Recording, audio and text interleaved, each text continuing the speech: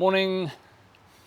In this video we're going to be taking the barn rebuild that we've been doing to the next phase, which is to actually make some of the areas in it usable space, because at the moment we are using that room in there for we've got the washing machine in that corner, we've got a fridge that we're not using but is in there in that corner, and then lots of stuff just dumped in there because that was the very first enclosed space we have. This is the plan to have that as the utility room. So we're going to move those across.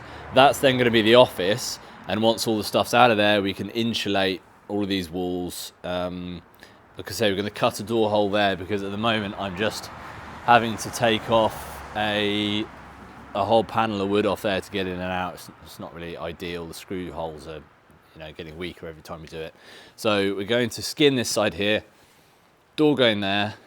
We're going to add a wall just there so that the utility room here and the workshop down there are separate. We're not going to get too dusty.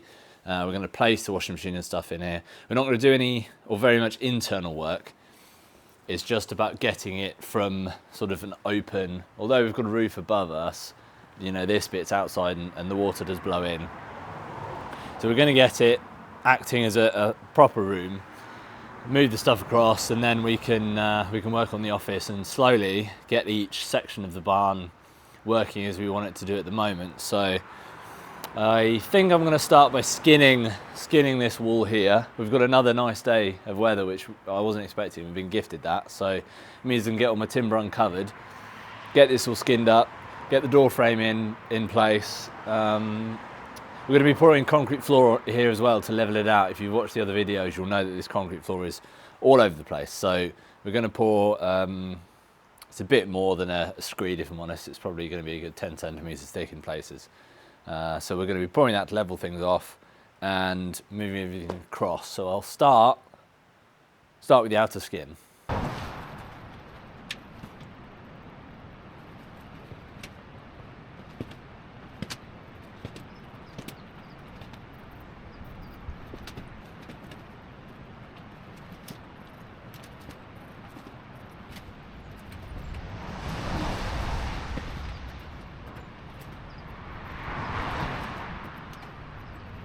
Okay, so what I was doing with the laser is getting the level within this area here, because this is going to be the utility room, and I need to know how deep the concrete's going to be in the corners so that I know where to set the level, how much I'm going to have to pour.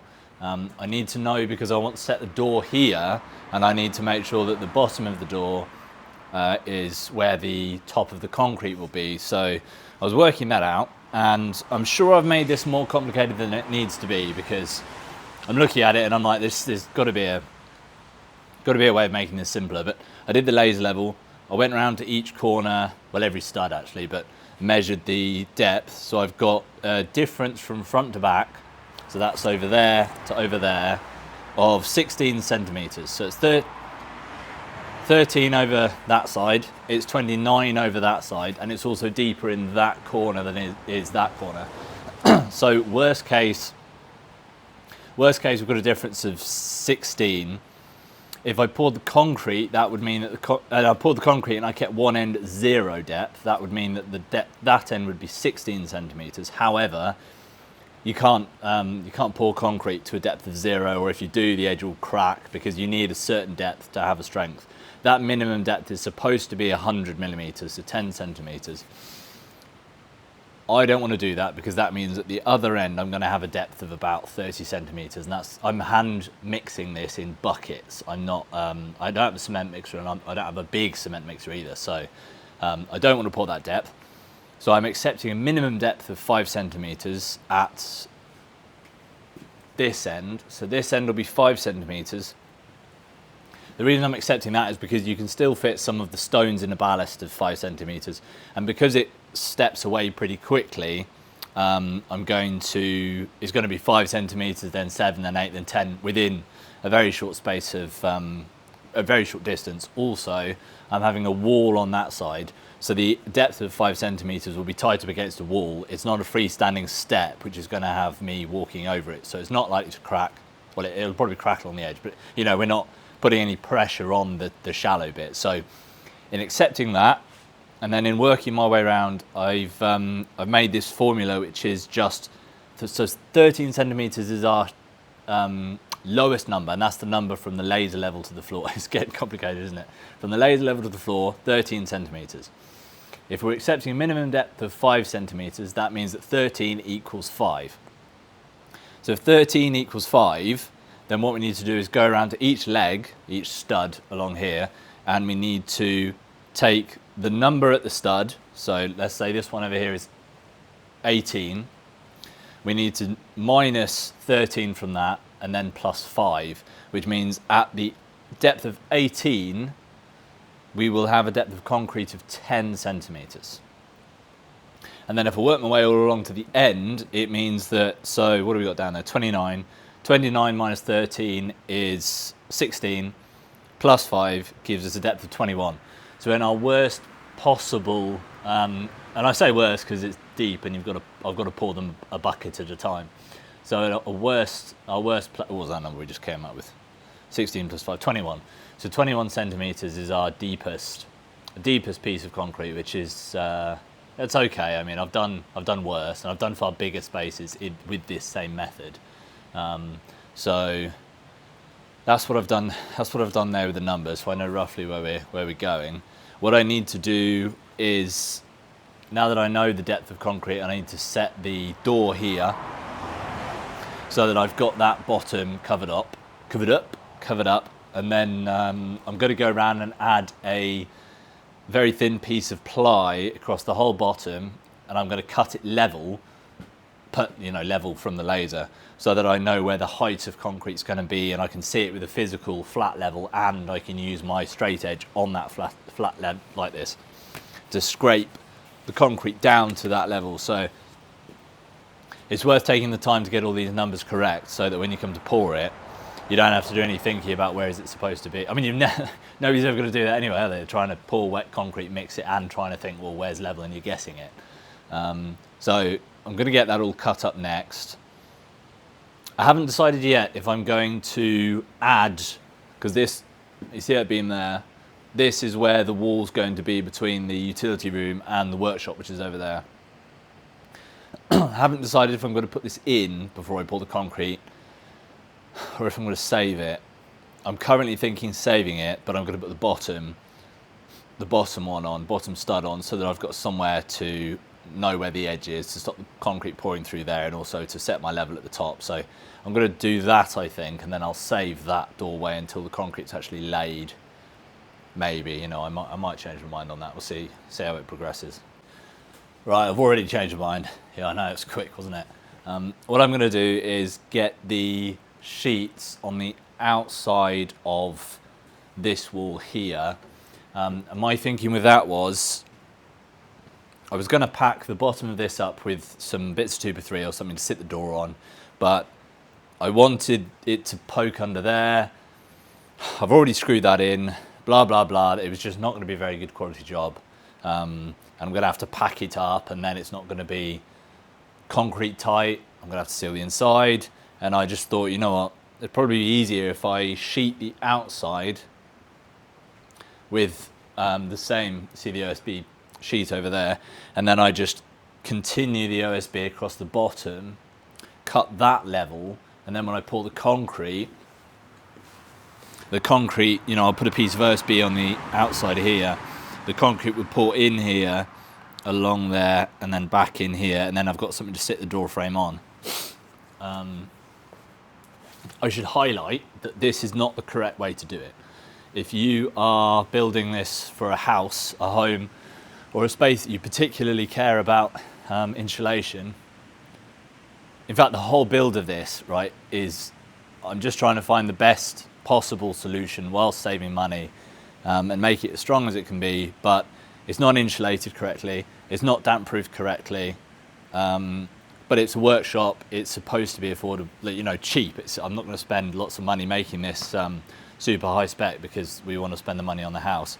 So if you were doing this for a house construction, that's going to be a terrible place for cold bridging. Even if you insulated the whole rest of it, you did a really good job there.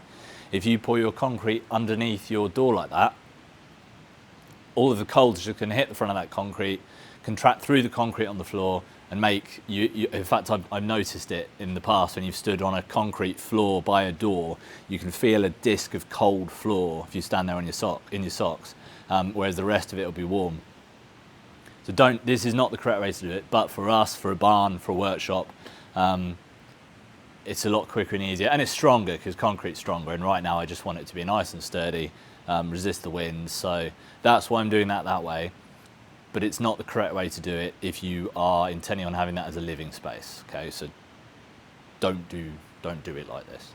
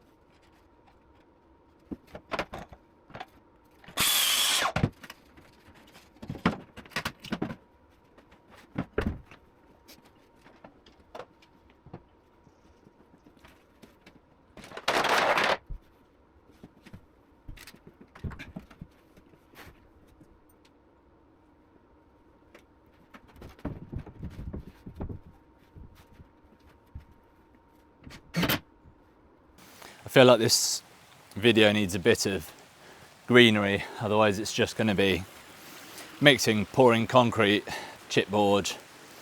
So I think we'll add some colour, and we'll go and have a look at the berry bush border and that stream that we redug in the last video, or if not the last one, then maybe it was a couple ago.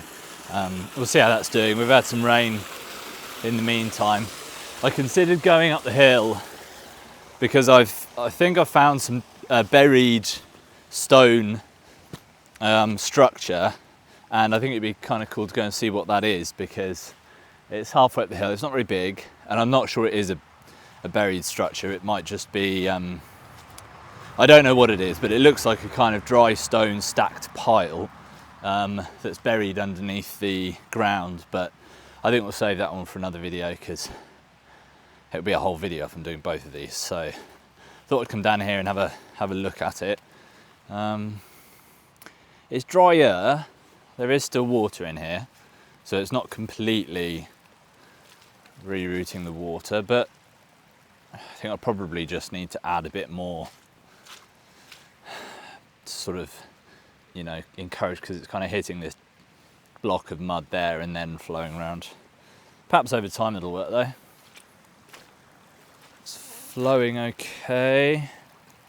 Still a bit wet underfoot here.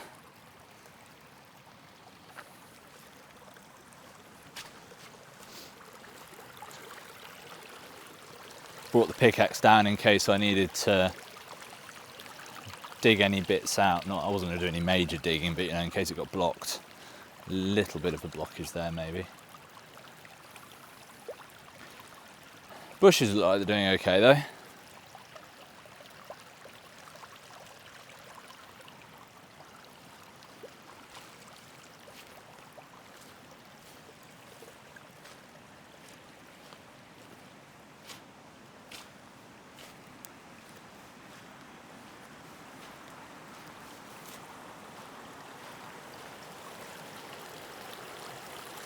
I need to pull that bit out, I think. It's flowing nicely under there. It's pooling. It sounds weird now I say it. Pooling there. There's a lot of water down there now though. See if I can get a bit better angle for you without clambering all the way down there, but that wasn't as wet as it is now. You can't see anything from here, but there's, yeah, it's flowing. It's quite a lot of water. It's amazing.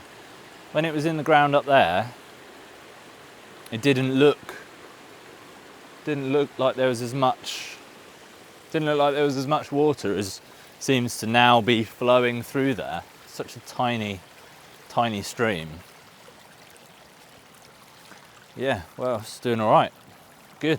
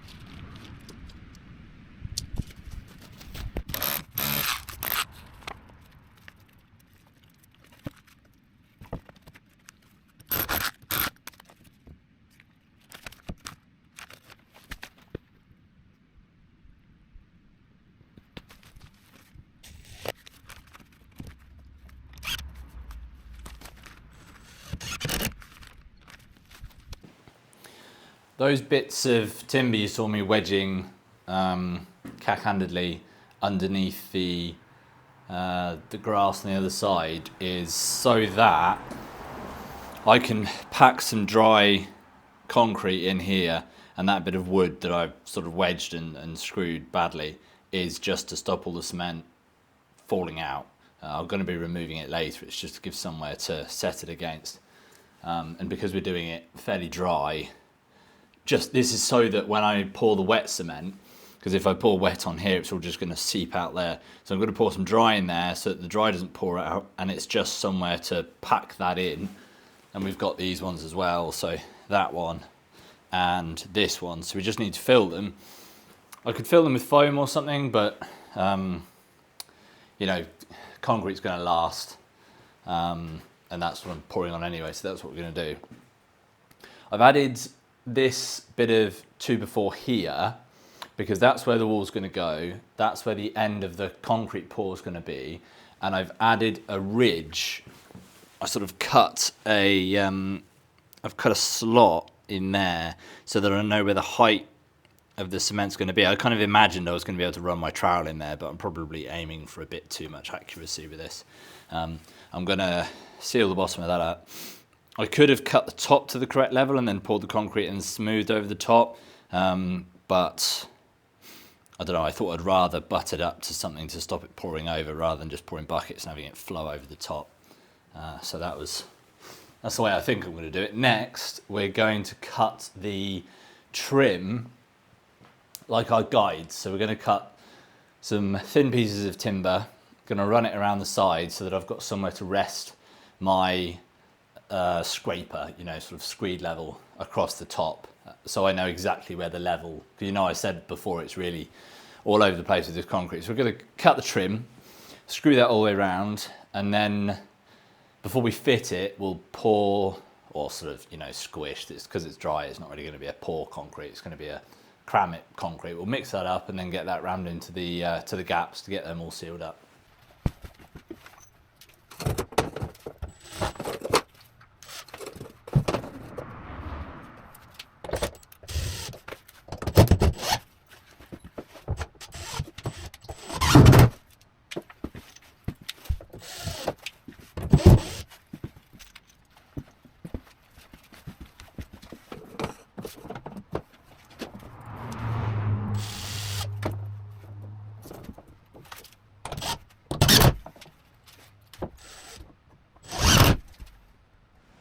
Starting a little earlier this morning because we're going to pour some of the concrete. I've changed my mind in that I'm not going to pour all of this in one go, because when I've poured this bit and then this bit, I'm not going to be able to get to that bit unless I completely change the direction I'm mixing, and I'm going to have to get all the sand from down there all the way down here.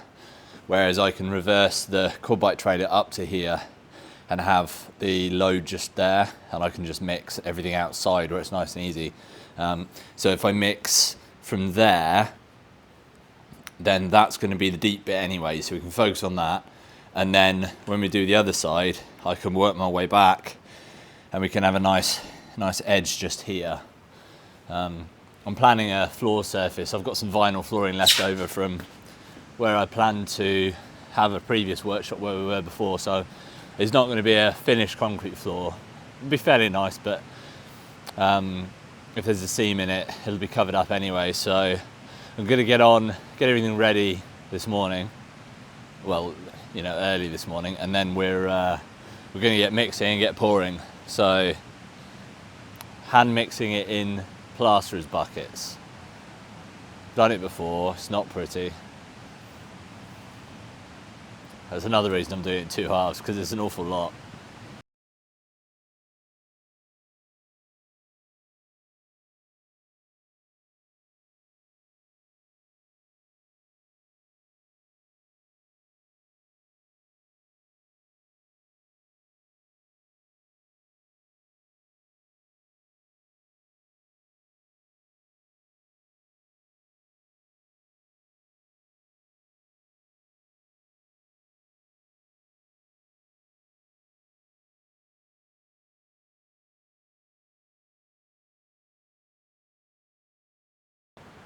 So I mixed the dry, it wasn't dry, was it? It was wet, but you know, I said I was going to mix some and put it in the holes so that the concrete didn't run out.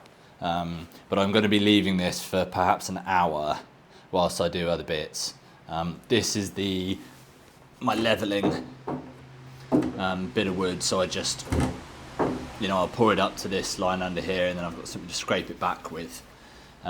But yeah, I'm going to leave that there to set a little bit.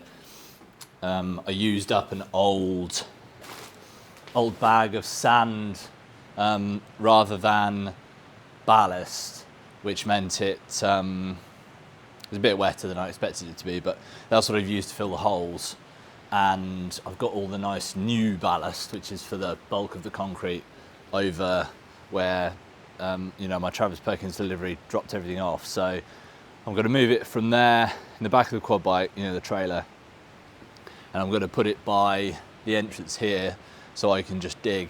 And I've measured it, and the volume is 1.5 cubic meters, which means 1.5 bags, but that's for the whole lot. So I reckon maybe we're looking at just under a bag for today. So yeah, I'm going to get that ready, and whilst we're digging and moving and getting all the bags of cement in the right place so we can just go, that concrete we've just poured should have set off a bit better. And then I mean, to be honest, it's not flowing out anyway, so even if it is a bit wet, it's still fine.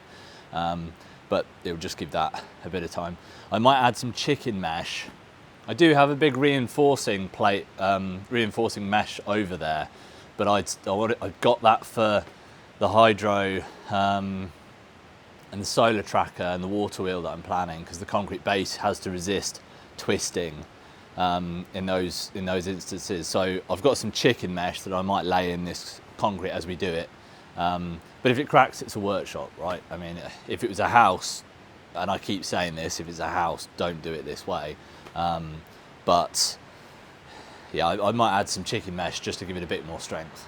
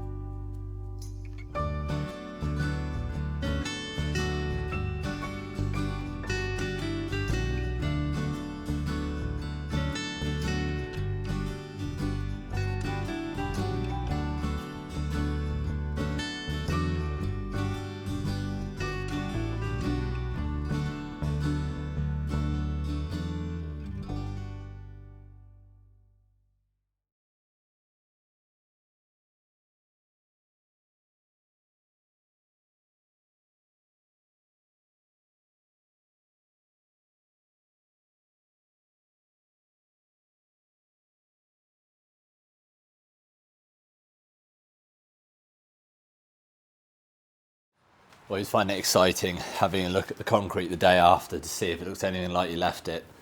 And it looks okay.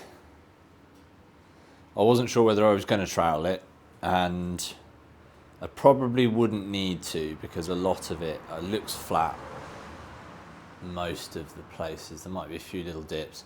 But a mouse decided it wanted to have a party. At least I think that's a mouse. Got its footprints over there are nice and shallow, and then it got over here and it looks like he got a bit stuck, but there's no sign of him now, so he's not permanently, it's down the side, permanently stuck.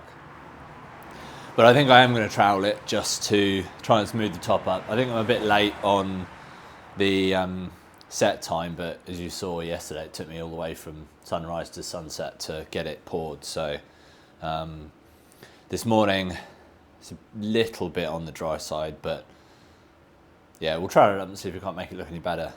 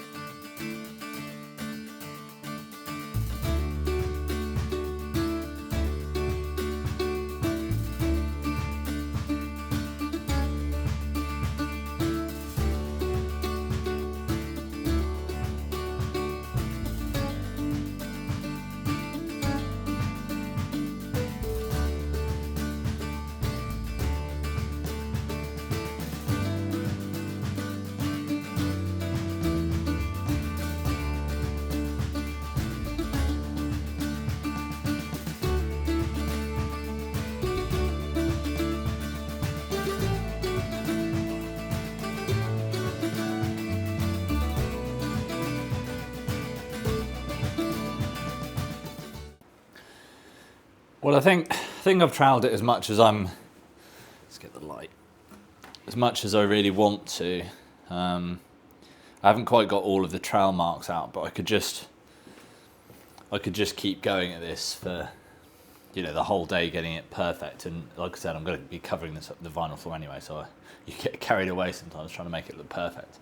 But the trowels that I'm using, this one here is supposed to be, it's called a mag float because it has a magnesium coating, and that's supposed to pull the juice up to the top of the concrete and make it a bit stronger. But I've used this one pretty heavily, and maybe you can see those patches of different colour. Those are the only little bits of magnesium left on it, so it's just a metal float now. You can just use wooden ones. I got that because I feel like it will degrade less than a wooden one. This one is it a pool float? But when I looked at buying them, it's called a pool float because the ends are rounded, and I suppose you do swimming pools with it, or it's probably, maybe that's not why they're called. But I looked at buying it, and because they're quite a specialist trowel, they're really expensive. So if you've watched our previous video where I did gravel lock, I got the cheapest trowel I could find, and I just cut the corners off with a grinder and just rounded them off, and I think it cost £6, and it's performed as well as I'd imagine a pool. I mean, if you were doing really fine finishes, perhaps you'd find the proper one be better, but all it does is it just stops the corners from dragging sharp lines, and I imagine when you're doing something like concrete and it's not absolutely perfect, like you might find a plastered wall is, we use a square trowel for that because you are trying to get it absolutely perfect, so you won't drag the corners so much. But on concrete where there's slight undulations, pool float seems to do a much better job. And then the third one I've got is this, which is just, can you see, it's like a rounded end, and I rounded off the front edge here, so that when I concrete up here and around that edge too, we've got a kind of purposeful seam, because if you butted it up, I think it'd be a rougher line, and you might end up with, I say cracking, it wouldn't crack because it's two separate pieces of concrete, but it would look pretty rough. So I'm trying to make a purposeful line rather than, in fact, you know what, I think what I'm doing is when you see people lay huge pieces of concrete, they lay one big piece and then they purposefully put a groove in, and that groove does crack, but it cracks in the groove. They sort of put a line on it. I suppose I'm trying to recreate that look, but I'm actually laying it in two different sections. So I'm doing it the wrong way, but I think it looks nice. My next problem is I've got 3 ton bags of ballast. Ballast is just stony mixed sand, so it's better for concrete because it's not just sand, it's stone as well. But I ordered 3 and I've used 2 for that bit, so I'm worried that I'm going to run out. Luckily, when we had that huge flood, if you've seen in our previous videos, it dumped a load of sand and river pebbles, which is just like ballast. So we harvested some of it and I put a pile of it down there. So I think what I'm going to do is I'm going to mix what I've got in the trailer first, then we're going to go down and grab that, bring it back up, and then hopefully between that and, it's your worst nightmare mixing concrete and then running out just before you finish, because what can you do? You've just got to stop, haven't you? So I'm going to go get that, and then hopefully we've got what we need. And I think as we go, I'm just going to continue troweling that edge, just try and get it nice as I can get it. So yeah, here we go.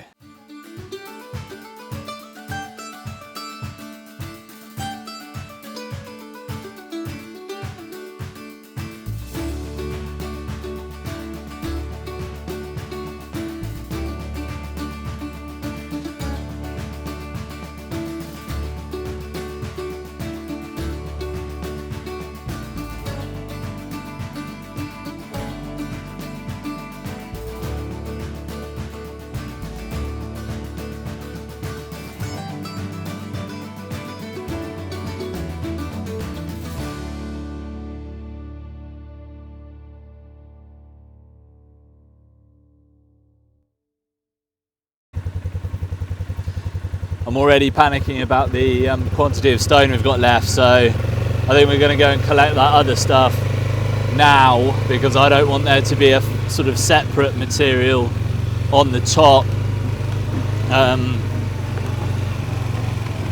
after, you know, like a skim on the top that's got a different consistency. So I'm going to try and mix it in with the main bulk.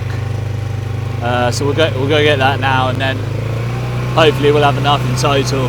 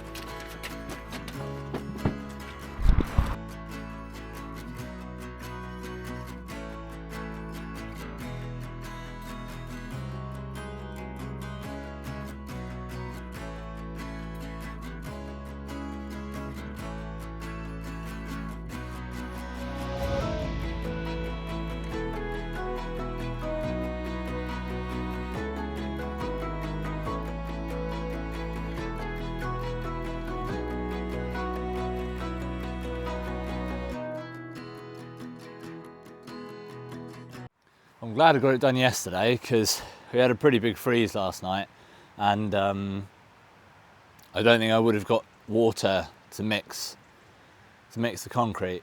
I thought I'd leave the tap of the water on because, you know, flowing water doesn't freeze, but got a little bit of a fountain going on there.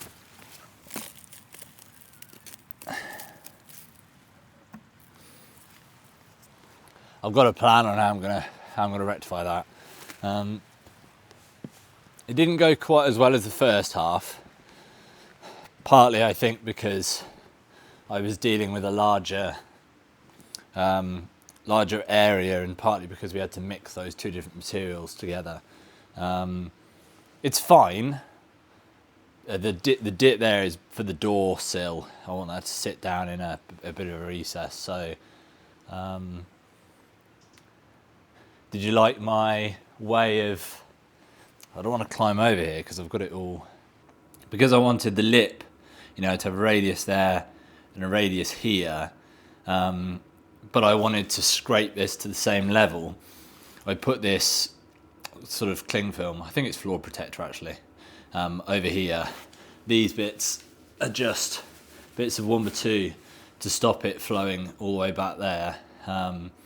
And then it's my hope that I'm going to be able to create the radius this side, and then the film has protected the radius that side, so it's okay. I think we'll see how it trowels up. I was worried it was going to freeze, and I think there has been a bit of freezing over there, but it's not too bad. So we'll give it a trowel and see what we can make it look like in the end. Pretty pleased with that side. It's quite nice, but I hope we can get this side looking all right.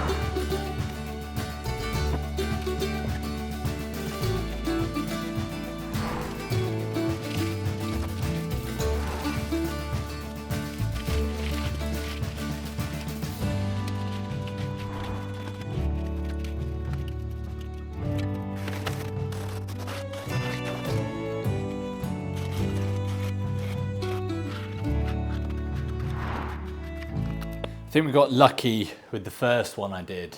It might have been a drier overall mix. Perhaps I finished slightly earlier, but that one only needed one trowel.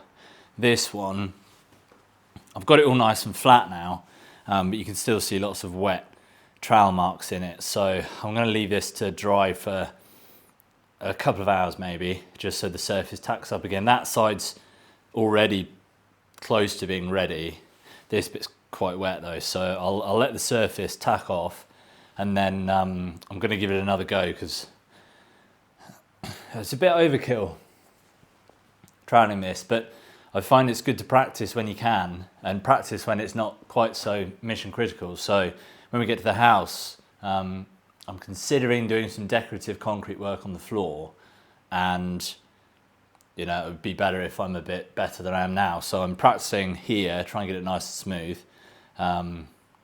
Yeah, in a place it doesn't matter. I always find if you do it as best you can, regardless of whether it needs to be that good, then you get better, don't you? It's about learning. So going to give it a few more hours, and then I'm going to give this another trowel and see if we can't get it a bit smoother.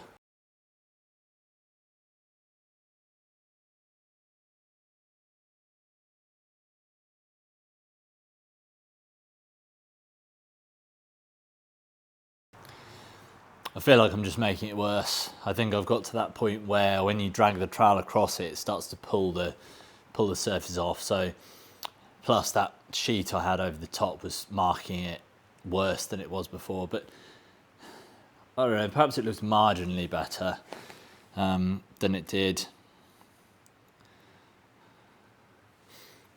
Kind of want it super smooth, but it's not plain ball. The bit the furthest that way is a lot wetter, and the bit this side is a lot drier, as it would be because there's a different depth at either side. So there we go. This is my solution for the water that I was mentioning earlier.